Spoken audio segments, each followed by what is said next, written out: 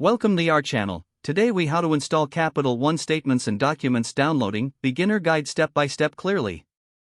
Open your web browser. Go to the Capital One website. Log into your account using your credentials. Once logged in, navigate to the Accounts section. Select the account for which you want to download statements and documents. Look for the Statements and Documents option in the menu. Click on Statements and Documents to open the section. You will see a list of available statements and documents. Choose the month and year of the statement you wish to download. Click on the desired statement to open it. Review the document to ensure it is the correct one. Look for a download button or icon on the screen. Click on the download button. Select the file format you prefer if prompted. Confirm the download by clicking OK or Save. Choose the location on your computer where you want to save the file. Once saved, navigate to the location where you saved the document. Open the file to verify that the download was successful.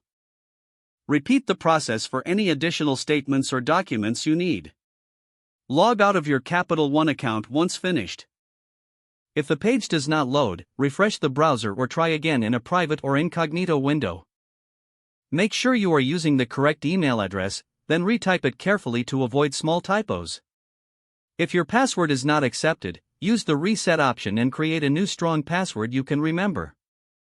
Check your spam folder for verification or security emails, then complete any requested confirmation steps. Enable two-factor authentication if available to improve account security and reduce unauthorized access risk. After signing in, review your profile details so your contact information and settings are accurate and current. If you see an error message, note it down and try again after restarting your device and internet connection. Log out when you finish, especially on shared devices, to keep your account and payment information secure. If the page does not load, refresh the browser or try again in a private or incognito window.